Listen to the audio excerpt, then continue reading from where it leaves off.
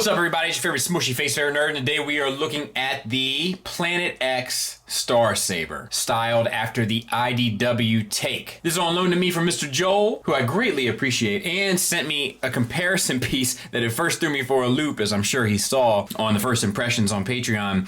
But we'll get to that in a bit. And Joel, you're gonna have to move a little bit closer to the East Coast because this shipping is killing me. But this isn't about my problems and woes and financial stressors. This is about this figure, and it's also about accessories. So he comes with these two pieces, and I want to talk first about the paint.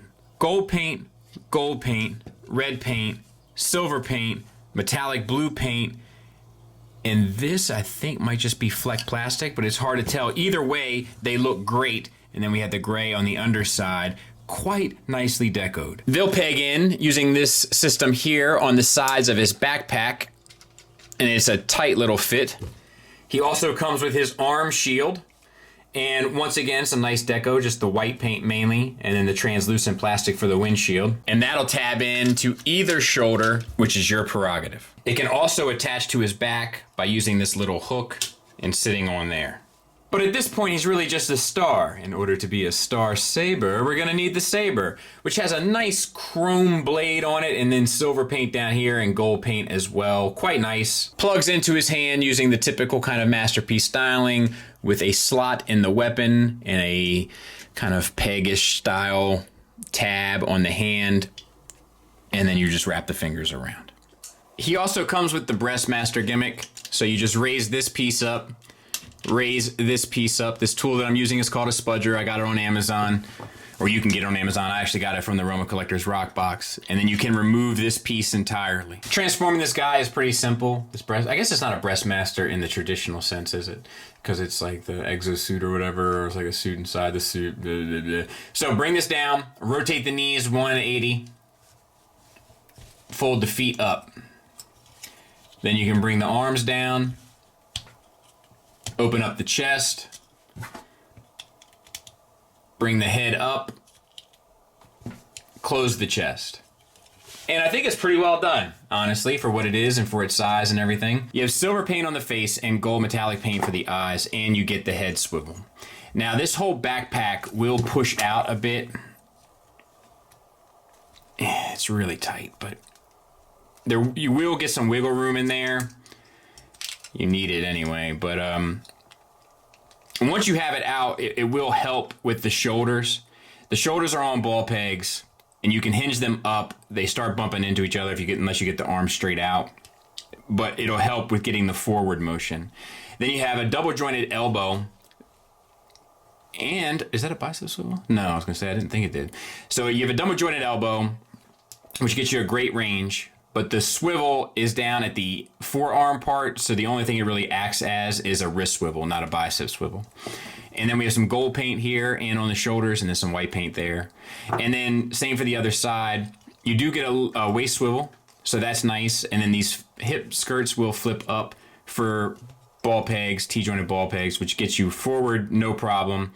Out to the side, kind of a problem, because the cut where it is at an angle, so he's kind of like always sitting like he's at a picnic. But, you know, I think it's fair for what it is, right?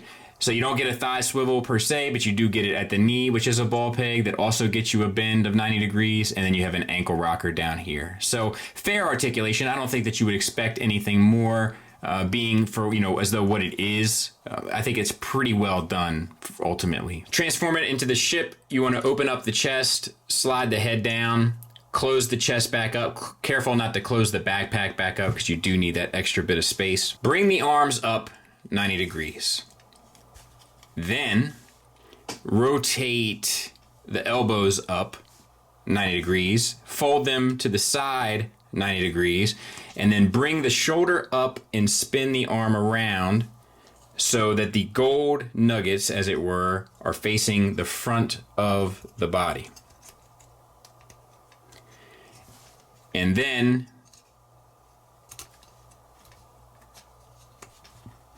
you want to fold these around like this. Then for the legs, you want to rotate below or at the knee 180 degrees, spin them up so that it fits into this groove, and then maneuver the side wings out, bring the legs up while keeping the one part kind of locked in. And then there's a tab here and here that'll correlate here and here and just plug them in on both sides. And then lastly, grab the poor lad's crotch and get that all sorted out. And then you have your little rocket ship, which is fine. I guess it's good that they did it. I don't think he had this in the comics. Correct me if I'm wrong. I can't remember. But it doesn't ring any bells, rather. But yeah, you know, it's cool enough, right? It's like, to me, this is like a gimmick they threw in, honestly, more so than an accessory. But they did include one of my favorites. Let's get to it.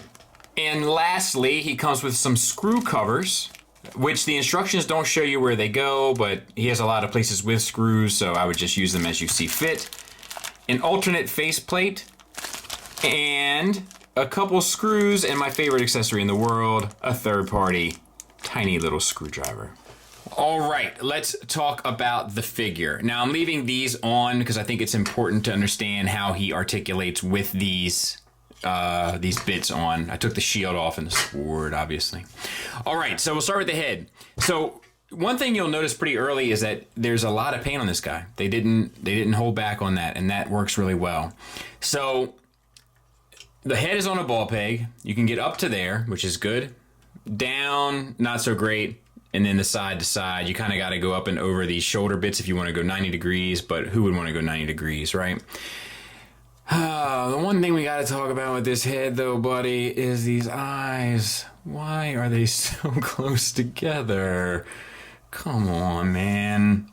It just doesn't look right. It's so close. So close. The closest. It throws the whole figure off. I'll be honest with you. It throws the whole figure off. All right, so moving down, we have the gold, white. We have the metallic blue down here. All of that works well. We have a swivel for the waist. We have an ab crunch forward, which is nice. And then we have a little teapot hinge that gets you over to one side and the other. So all of that works quite nicely.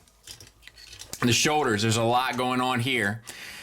This is a joint I don't think I've seen utilized before.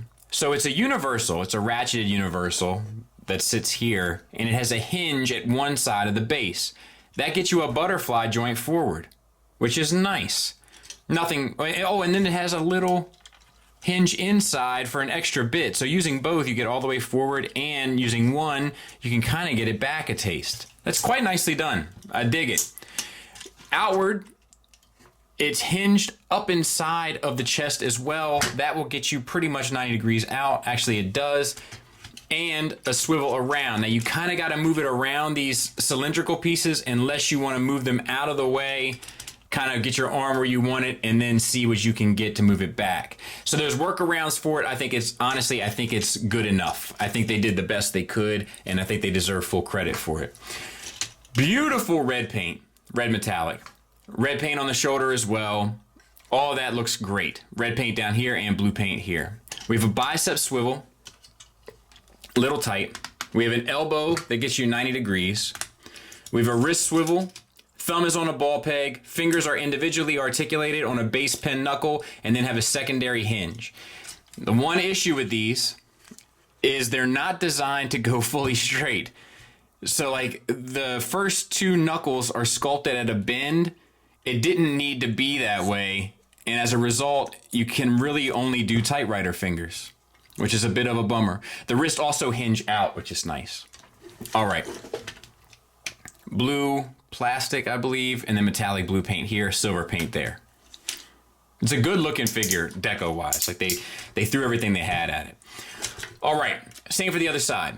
For the hips, we have universals, we have hip flaps. So let's get those up and out of the way, both at the front and back. Ratcheted, soft ratchet out to the side for almost the full Monty, or full Van Damme rather.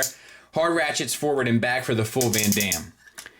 The forward and back ratchets work quite nicely. The outward, not so much. We'll get back to that here in a second. We have a thigh swivel. The legs are completely painted and die cast. That's nice.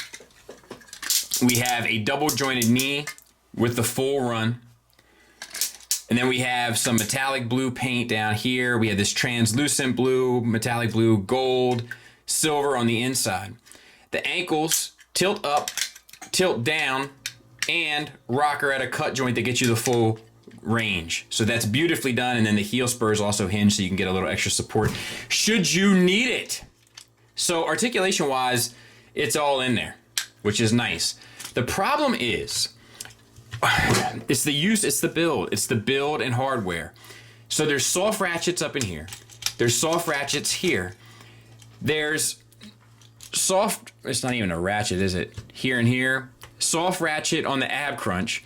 Soft ratchets out, and soft ratchets on the knees, and as a result, unfortunately, and I'm trying to be kind to this thing because it doesn't belong to me in the sense of how much I flop it around, it's not stable.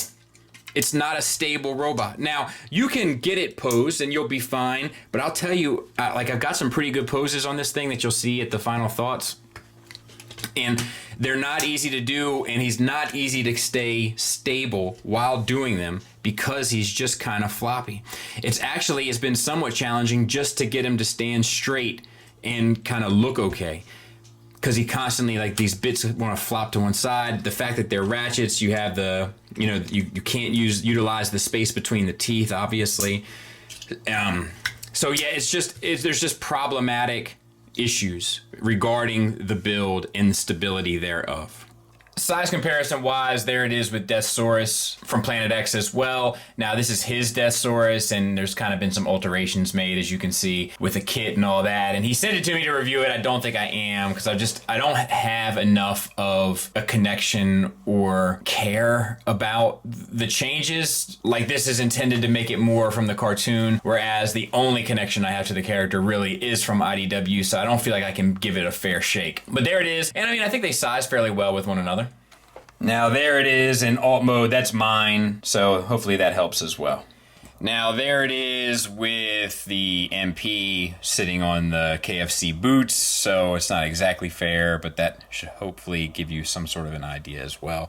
If I were to bring him up to about boot level, the top of his head comes up to about the top of the chest of Star Saber. It is with MMC's Overlord, so it's just, I don't know, it's a bit, this line, this Planet-X scaling, I had issues with it in my review of their Deathsaurus, and people told me how it was accurate to the G1, because they don't realize it's not supposed to be the G1, but that's fine. But there is something weird about it. There is some scaling that's, like, I'm not sure where they're headed with it. Not that this necessarily gives you a better idea of where they're headed with it or what their intention is. I'm just trying to put it next to other IDW stuff.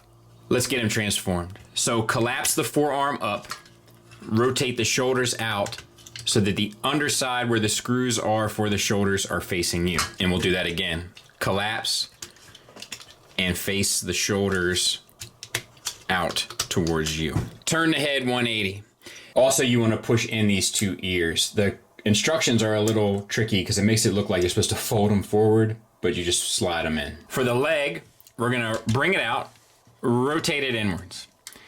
And then we have to open this piece up here, which I don't have any nails, so. There. We're gonna open that up, and we have to finagle this piece because it has the thruster on the other side. So we're gonna get it so that the thruster faces up here. And then you can collapse the heel spur, collapse the foot, and collapse this against the leg.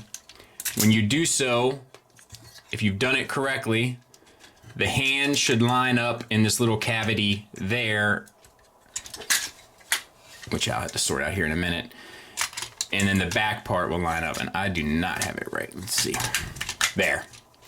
So this will sit close to the inside here, and then the hand will sit down in there. And this is one of those things you really have to kind of feel out as you're going, but it should make sense when you're doing it. So rotate out, turn to the inside like he's it's like a duck walk.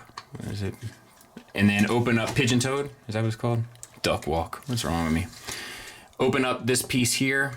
Just a tight little connection. God bless. We got to get the thruster out and over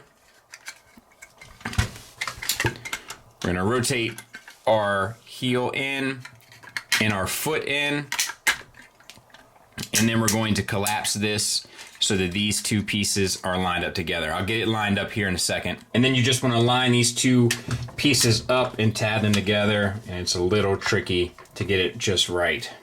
Next, there's a little gray locking tab right there. You want to make sure that you get that unlocked, and that will allow you to spin the backpack 180 degrees so that the wings align properly. Which brings us to here, where you have to split the backpack, double hinge this piece down, and then you take this section, rotate this armature up and this one around. And I know that sounds confusing, but we'll show how to do it. Now there's going to be a series of pegs that lock in. This one locks into here. Let's see if you can see that. This one is going to lock into here.